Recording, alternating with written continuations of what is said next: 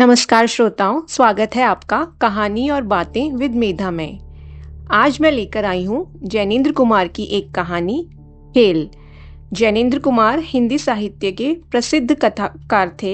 उनका जन्म 2 जनवरी 1905 को उत्तर प्रदेश के अलीगढ़ जिले में हुआ था।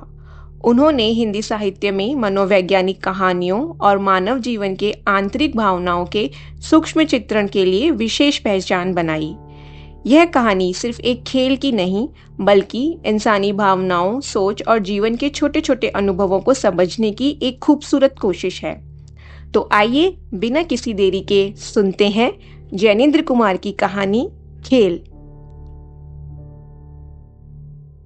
शाम का समय गंगा के बेजान किनारे पर एक बालक और एक बालिका अपने को और सारे विश्व को भूल गंगा तट के बालू और पानी को अपना एकमात्र सगा बना उनसे खिलवाड़ कर रहे थे।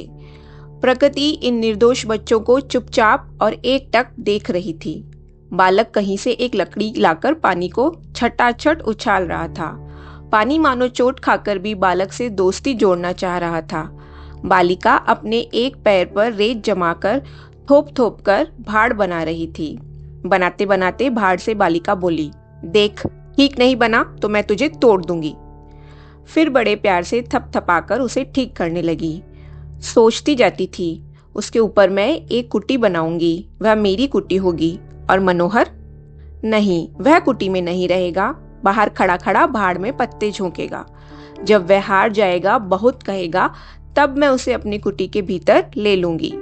बालिका सोच रही थी, मनोहर कैसा अच्छा है, पर दंगई बड़ा है, हमें छेड़ता ही रहता है।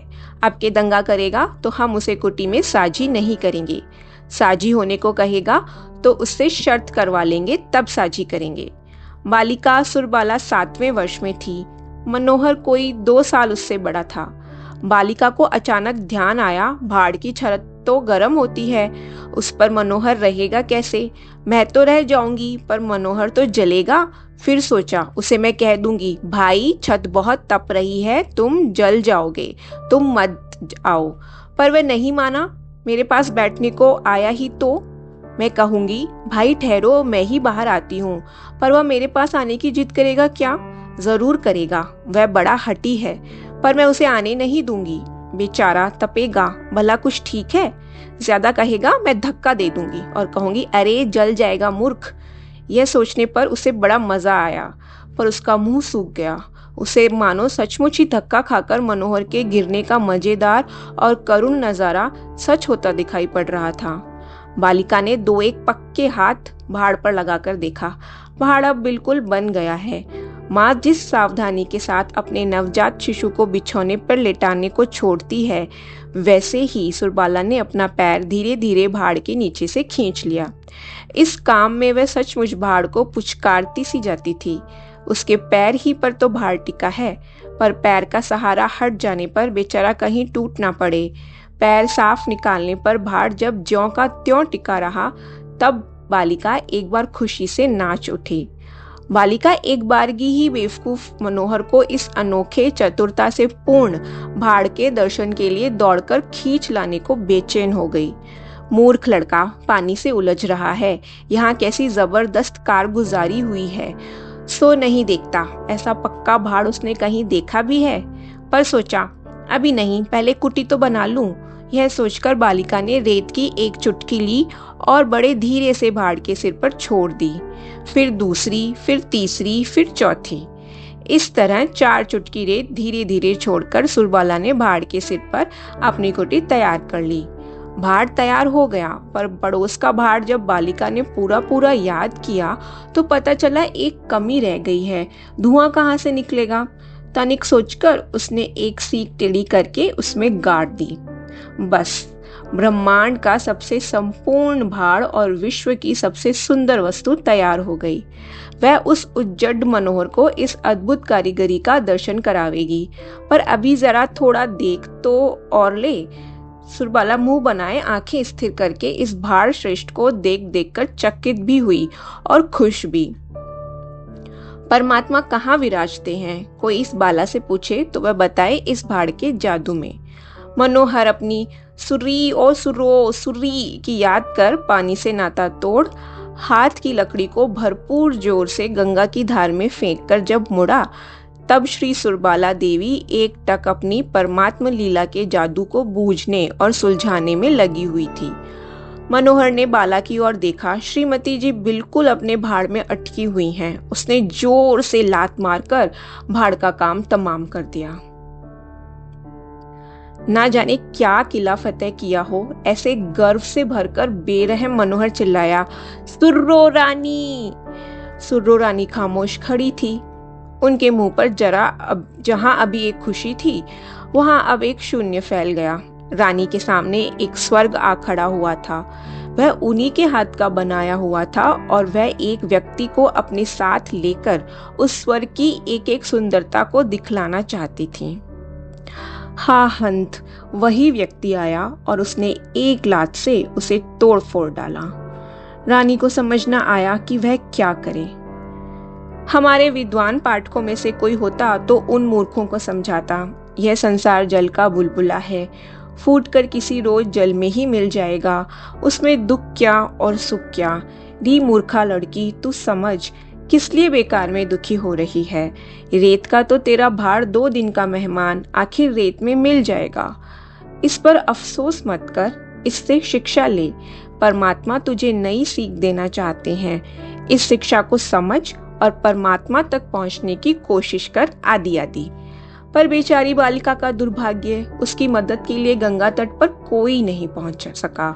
अगर कोई पंडित पहुंचकर उपदेश देने भी लगते तो वह उनकी बात को न सुनती और न समझती। पर अब तो वहां अपराधी मनोहर के सिवा कोई नहीं है। उसका मन ना जाने कैसा हो रहा है, कोई जैसे उसे भीतर ही भीतर मसोसे डाल रहा है। लेकिन उसने बनकर कहा, सुरो दूध पगली रूठती है। सुरबाला वैसी ही खड़ी रही। सुरी उठती क्यों नहीं? बाला तनिक न हिली। सुरी सुरी ओ सुरो। अब बनना न हो सका। मनोहर की आवाज में कंपकपी थी। सुरबाला एक और मुंह फेर कर खड़ी हो गई। मनोहर की आवाज की कंपन का सामना शायद उससे न हो सका। सुरी ओ सुरिया, मैं मनोहर, मुझे मारती नहीं। ये मनोहर ने उसके पीठ पीछे से कहा और ऐसा कहा जैसे वह प्रकट करना चाहता है कि वह रो नहीं रहा। हम नहीं बोलते। बालिका से बिना बोले रहा न गया। उसका भार शायद स्वर्ग विलीन हो गया। उसका स्थान और बाला की सारी दुनिया का स्थान कांपती हुई मनोहर की आवाज ने ले लिया। मनोहर ने बड़ा बल लगाकर कहा, सुरी, मनोहर तेरे पीछे खड़ा है। वह बड़ा दुष्ट है, बोल मत। पर उस पर रेत क्यों नहीं फेंक देती, मार क्यों नहीं देती? उसे एक थप्पड़ लगा, वह अब कभी कसर ना करेगा। बाला ने कड़क कर कहा, चुप रहो जी। चुप रहता हूँ, पर मुझे देखोगी भी नहीं? नहीं देखते। अच्छा मत देखो, मत ही देखो। अब मैं कभी सामने ना आऊंगा। मैं इसी लायक हूँ। कह दिया तुमसे, तुम चुप रहो, हम नहीं बोलते। बालिका का क्रोध कब का पिघलकर बह चुका था। यह कुछ और ही भाव था। ये एक खुशी थी जो बनावटी गुस्से का रूप धर रही थी। दूसरे शब्दों में यह स्त्रीत्व था। मनोहर बोला, लो सुरी, मैं नहीं बोलता, मैं बैठ जाता हूँ, यहीं बैठा रहूंगा। तुम जब तक ना कहोगी ना उठूंगा ना बोलूंगा। मनोहर चुप बैठ गया। कुछ ही देर बाद हारकर सुरबाला बोली, हमारा भाड़ क्यों तोड़ा जी? हमारा भाड़ बना के दो। लो, अभी लो। हमें वैसा ही ले चाहिए। वैसा ही लो, उससे भी अच्छा। उस पे हमारी कुठी थी, उस पे धुएं का रास्ता था। लो, सब लो। तुम बताती जाओ, मैं बनाता जाऊं। हम नहीं बताएंगे। तुमने क्यों तोड़ा? तुमने तोड़ा, तुम ही बनाओ। अच्छा अच्छा, पर तुम इधर देखो तो। हम नहीं देखते, पहले भाड़ बना के दो। मनोहर ने एक भाड़ बनाकर तैयार किया। कहा, लो भाड़ बन गया। बन गया? हाँ। धुएं का रास्ता बनाया, कुटी बनाई। लो, कैसे बनाऊं बताओ तो। पहले बनाओ तब बताऊंगी। भाड़ के सिर पर एक सीख लगाकर और एक पत्ते की ओट लगाकर कहा, बना दिया। तुरंत मुड़कर सुरबाला ने कहा, अच्छा दिखाओ। सीख ठीक नहीं लगी जी, पत्ता ऐसे लगेगा आदि आदि संशोधन कर चुकने पर मनोहर का हुक्म हुआ। थोड़ा पानी लाओ, भाड़ के सिर पर डालेंगे। मनोहर पानी लाया। गंगा जल से अपने छोटे हाथों द्वारा वह भाड़ का अभिषेक करना ही चाहता था कि सुरो रानी ने एक लात से भाड़ के सिर को चकनाचूर कर दिया। सुरबाला रानी हंसी से नाच उठी। मनोहर जोर से कहकहा लगाने लगा। उस बेजान जगह में वह निर्मल बच्चों के हंसने की ध्वनि गूंजने लगी। सूरज महाराज बालकों जैसे लाल लाल मुंह से गुलाबी गुलाबी हंसी हंस रहे थे। गंगा मानो जानबूझकर किलकारियां मार रही थी और वे लंबे लंबे ऊंचे समझदार पेड़ विद्वान पंडितों की तरह अपनी गंभीरता को भूल उस हंसी में लीन हो गए। कहानी यहाँ समाप्त होती है। जैनेंद्र कुमार की लेखनी की यही विशेषता है, सरल से दृश्यों में वह गहरे अर्थ समझा देते हैं। यहाँ इन्होंने स्त्रीत्व को समझा दिया। दोनों बच्चों को बड़े बड़े विद्वानों के सिद्धांतों और तर्कों से कोई मतलब नहीं है। वह सब खेल रहे हैं, हंस रहे हैं और उस पल को पूरी तरह से जी रहे हैं। शायद यही जीवन का सत्य है। जीवन समझने के लिए नहीं है, महसूस करने के लिए है। अगर आपको यह प्रस्तुति पसंद आई हो तो कहानी और बातें विद मेधा को सब्सक्राइब करें और बेल आइकन को दबाएं ताकि ऐसी साहित्यिक कहानियों की सूचना आपको सबसे पहले मिले। आपकी राय मेरे लिए बहुत महत्वपूर्ण है। कमेंट में ज़रूर बताएं कि आपको यह वीडियो कैसा लगा और अगली बार आप किस कहानी को मेरे साथ सुनना चाहेंगे। फिर मिलेंगे एक नई कहानी और नई बातों के साथ। नमस्कार।